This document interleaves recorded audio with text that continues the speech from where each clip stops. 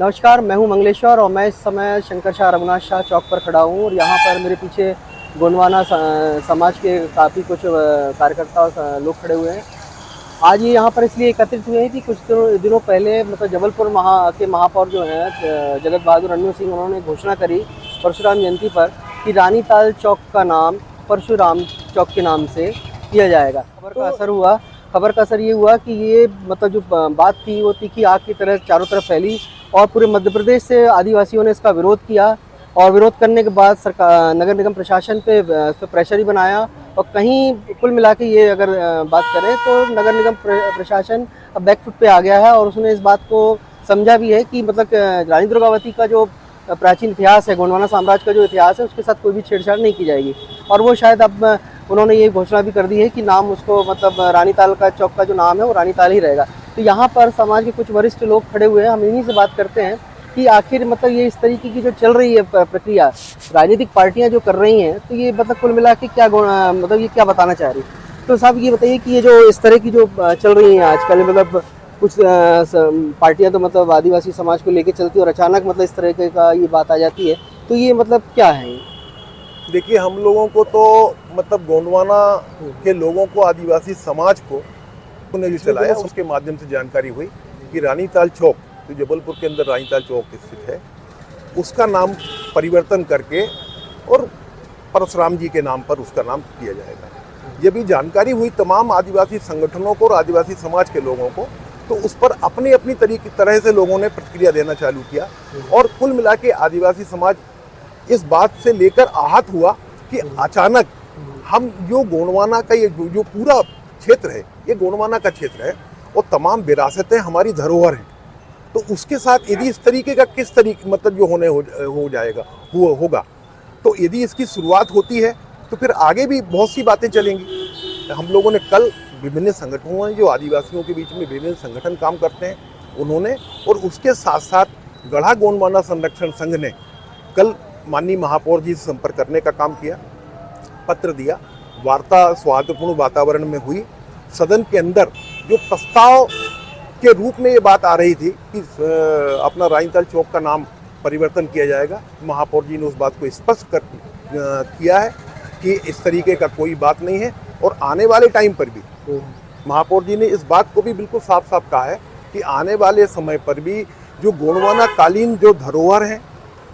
जो लंबे समय से चली आ रही है, जो ये शहर हमारा जिससे जाना जाता है, उसके साथ किसी प्रकार की कोई छेड़छाड़ नहीं होगी। आप इस बात के लिए आश्वस्त रहें। और हमने भी जब हमारी वार्ता के बाद में फिर हमने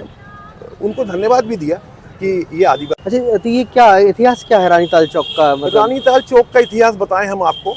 जो हम लोगों की जानकारी में या इतिहासकारों से हमको जानकारी है। राजा संग्राम शाह जो रानी दुर्गावती जी के ससुर होते थे, जब रानी दुर्गावती जी का विवाह हुआ तो मुंह दिखाई में उनके विवाह के बाद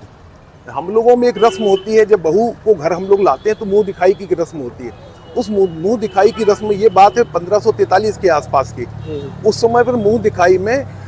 राजा संग्राम शाह जी ने मुंह दिखाई के उपलक्ष्य में रानी दुर्गावती जी को सोने के सिक्कों के घड़े, जिसको हंडा बोलते हैं हम लोग, वो देने का काम हुआ था। तो 7 घड़े थे, 7 घड़े थे, वो देने का काम हुआ। उससे जबलपुर का आसपास जो पूरा ये हमारा गढ़ा गोंडवाना का क्षेत्र था, इसमें जल स्रोत प्रॉपर हो, जो उस समय के लोग थे उनको पानी की पर्याप्त व्यवस्था हो, उससे रानी दुर्गावती जी ने तमाम रानीताल के साथ साथ तमाम जो 52 ताल तलैयों का शहर जिसको हम बोलते हैं, उसको बनवाने का काम, उनके रख रखाव का काम ये उस समय का है, वो तब से। और ये जो है ये ऑन रिकॉर्ड है भारत सरकार के पास, मध्य प्रदेश के पास और नगर निगम जबलपुर के पास में। अच्छा, ये अचानक मतलब ये इस तरीके की चीजें होती हैं, तो आपको क्या लगता है कि ये नेता जो घोषणा कर देते तो ये इनको इतिहास पता है या पढ़ते नहीं है लोग? अब देखिए, इस बारे में तो कंसर्न पर्सन ही उसका रिप्लाई दे सकते हैं, पढ़ते हैं या नहीं पढ़ते हैं। बाकी ये चीज़ होनी नहीं चाहिए,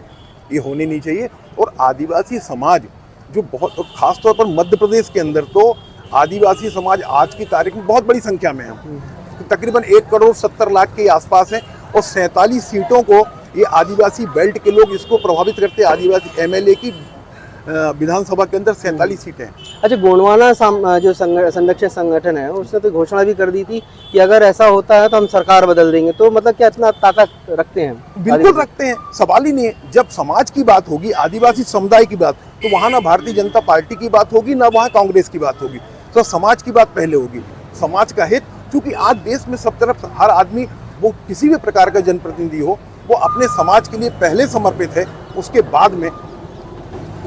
आम लोगों। जो अचानक मतलब परशुराम चौक करने का जो आया था रानीताल चौक पे, फिर अचानक फिर बदलने देखिए, का अभी तो मैं राजा रघुनाथ शाह शंकर शाह जी की प्रतिमा, जो हमारा ये खूबसूरत स्थल है, यहाँ पर इसको कैसे हम लोगों को और निखारना है, पहले से भी हम लोगों की संगठन से बात चल रही थी। तो ये काम यहाँ शुरू हो रहे हैं, उसके लिए मैं यहाँ पर आया था। एक एक करके हम लोग काम सैंक्शन करते जाएंगे और इसका सौंदर्यीकरण होगा। वो विषय ख़त्म हो चुका है, क्योंकि एक प्रस्ताव आया था, उस प्रस्ताव को रानीताल को बदलकर भगवान परशुराम ब्राह्मण समाज के लोगों ने दिया था। 3 ऑप्शन दिए थे, वो उनकी भी कोई ऐसी वो नहीं है, ना ही उन्होंने इस प्रकार की कोई जिद की है। एक प्रपोजल आया, उसमें हमारे निगम अध्यक्ष जी ने एक मंच पे कहा, नेता प्रतिपक्ष जी ने सदन में कहा, उसके बाद प्रेस के साथियों ने मुझसे पूछा। तो मैंने कहा अगर वो ऐसा चाहते हैं तो इसको हम लोग करेंगे, पर नियम के अनुसार करेंगे। उसके बाद जब हम लोगों ने उसको देखा तो रानीताल पहले से ही गजट नोटिफिकेशन है।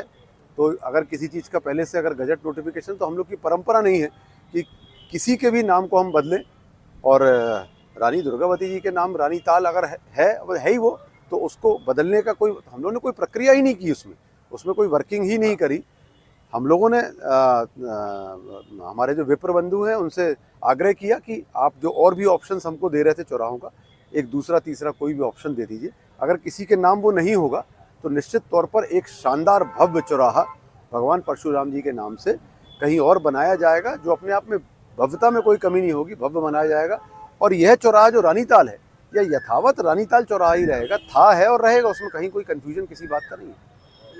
तो जैसा कि देखा कि आदिवासी समाज के लोग आज यहाँ पर इकट्ठा हुए थे और काफ़ी विरोध भी किया इस बात को लेके कि जो रानीताल चौक का नाम है वो परशुराम किस वजह से किया जा रहा, और महापौर और नगर निगम पे इन्होंने मतलब दबाव भी बनाया। आखिरकार नगर निगम जो प्रशासन और जो जबलपुर के महापौर हैं उनको मतलब बैकफुट पे आना पड़ा और आज ये घोषणा भी करनी पड़ी कि भाई अब वो वहाँ पर रानीताल का जो चौक का नाम है वो परशुराम के नाम पर नहीं रखा जाएगा और जो रानीताल का नाम है रानी दुर्गावती के नाम पे ही रहेगा, क्योंकि जो गजट नोटिफिकेशन है उसमें भी रानी दुर्गावती के नाम पे ही दर्ज है, तो उसको कहीं ना किसी प्रकार की उस पर छेड़छाड़ नहीं की जाएगी। तो लेकिन सवाल ये आता है कि पहले घोषणा कर देना और एक विज्ञप्ति भी जारी कर दी जाती है नगर निगम से कि 7 दिन के अंदर सारी रूपरेखा तैयार कर दी गई है और उसको भव्य रूप दिया जाएगा परशुराम चौक बनाने का। तो कुल मिला के जब आदिवासी इसका विरोध करते हैं तो महापौर को भी बैकफुट पे आना पड़ता है, क्योंकि चुनावी वर्ष है और चुनावी वर्ष में आदिवासी समाज का बहुत ही बड़ा हिस्सा जो इस प्रदेश का है, तो वो मतलब कहीं ना कहीं वोट को भी